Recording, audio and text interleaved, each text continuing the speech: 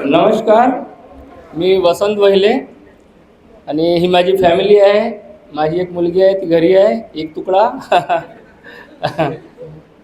मी 4 वर्षापूर्वी कॅंगनच्या सायन्सला ओळखलं आणि मी ते माझ्या परिवाराची गरज समजून मी त्याला ॲक्सेप्ट केलं. आणि कॅंगनपासून जे रिझल्ट मिळाले ते आणि माझी मुलाची तीव्र इच्छा कॅंगनच्या बिझनेसबद्दल आणि TMPच्या प्लॅटफॉर्म या तिघाचं जे हे निष्कर्ष निघाला त्या आधारावर मी माझ्या मुलाला या बिझनेसमध्ये घातला आहे आणि मी सपोर्ट करत आहे. धन्यवाद. नमस्कार, मी शशी वसंत वहिले. मला थोडंसं म्हणजे व्हेन्सचा त्रास होता आणि माझं प्रॉब्लेम खूप म्हणजे रोजच्या औषधी मला पेनकिलर खायला लागायच्या. आणि उमरखेडला मी 25 वर्षाची होती तेव्हापासून मला हा त्रास झाला चालू.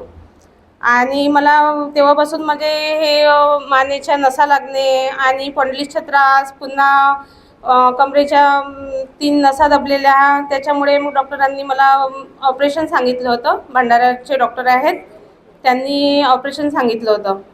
मग त्यांनी म्हणे तुम्हाला ऑपरेशन केल्याशिवाय दुसरा पर्यायच नाही आहे म्हणे. पण आमचं तिथंच काही थांबलं नाही, पुन्हा नागपूरला आम्ही दाखवलं. एकाच ठिकाणी जाण्यापेक्षा अजून काहीतरी ठिकाणी जाऊन दाखवावं असं आम्हाला वाटलं. मग आम्ही नागपूरला दाखवलं. नागपूरला ट्रीटमेंट केली 1 महिना, पण लॉकडाऊनमुळे मग तिथेही जाता आलं नाही. लॉकडाऊन लागलं, पुन्हा आमची जायची काही हिंमत झाली नाही. 1 महिना औषधी कशीबसी खाल्ली. मला उठताही बसता येत नव्हतं, मला स्वयंपाक करता येत नव्हतं. आणि मी सध्या मला डॉक्टरांनी 2 महिन्याचा बेड रेस्ट सांगितलं होता. पण ते काय झालं, ते बेड रेस्ट पण मला करता आलं नाही. कामवालीसुद्धा माझ्या घरून सोडावं लागली मला. तेवढ्यामध्ये मला कामवाली पण मिळाली नाही आणि स्वयंपाक करण्यावाली माझ्याकडून चालली गेली, कारण की कोरोना होता. भांडेवालीला कसं पाया पडून ठेवावं लागली. कसं मला तेवढं काही प्रॉब्लेम होता तर मी भांडे काही घासू शकत नव्हती, त्याच्यामुळे ते भांडेवालीला ठेवावं लागलं मला. आणि मग आईला ठेवले 1 महिना, आई स्वयंपाक करायला माझ्या कसं तरी. मग आई 1 महिना काढून दिलं माझं. पण मला केससुद्धा विचारता येत नव्हते, उठता येत नव्हतं, बसता येत नव्हतं. माझ्या हाताचा वेलचा इतका त्रास होता, ब्लड सर्क्युलेशन होत नव्हतं हाताचं. त्याच्यामुळे पुन्हा इतकं माझं हाल पाहून यांचं खाणंपिणं एकदम हैराण होऊन गेलं होतं. आणि मुलगा पण खूप परेशान झाला होता त्रास बघून. मुलगी होती लहान, त्यांचं पण करावं लागत होतं. मग कसं ते खूप प्रॉब्लेम चालू होते. यांनी सरांचं डेमो बघितलं, भंडाऱ्याला एकटेच बघितलं होतं झवर सरांकडे.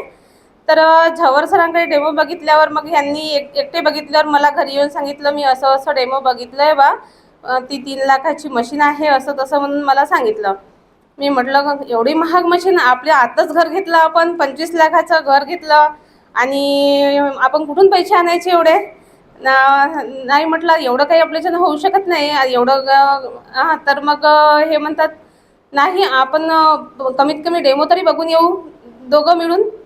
तर मला तर तेव्हा चालता येत नव्हतं. ज्या दिवशी मी नागपूरवरून गेली होती त्या दिवशी माझ्या पायाला इतकं त्रास, जळण व्हायची. मला उभंसुद्धा 10 मिनिटाच्या वरती मी उभी राहू शकत नव्हती. तरी पण मग मला यांनी इथं भंडाऱ्याला घेऊन गेले आणि ते नाही का तिथं डेमो बघायला. जाता जाता 2 व्हीलरने गेलो आम्ही. जाता जाता रस्त्यामध्ये 4 वेळा उतरली मी, कारण की मला बसताही येत नव्हतं गाडीवर. तर मग तिथं डेमो वगैरे बघितला. सरांनी म्हटले तुम्ही मॅडम पाणी जाईपर्यंत पाणी प्या म्हणे.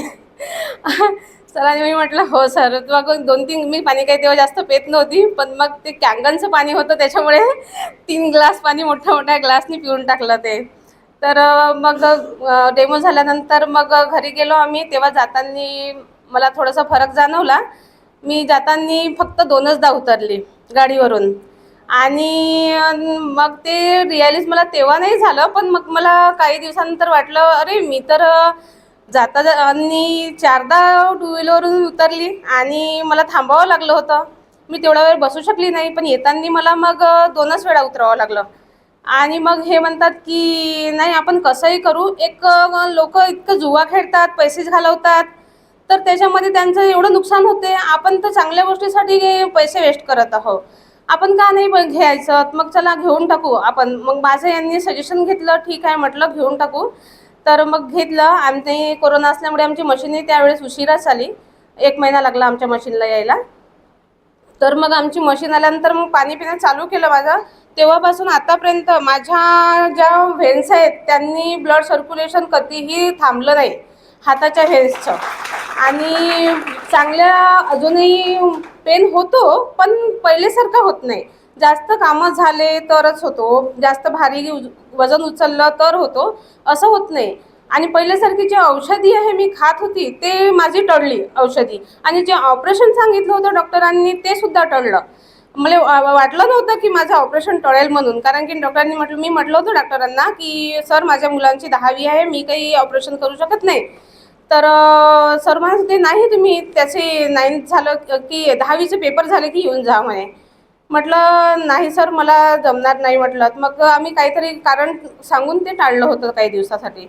पण देवाकृपेने ते सुद्धा बरं झालं. आणि आज माझ्या पायाची जळण कमी झाली आणि मी कामही स्वतः करून राहिली आहे. फक्त माझ्याकडे भांडेवाली आहे आणि मग दुसरं सगळे कामं मीच करते आहे घरातले.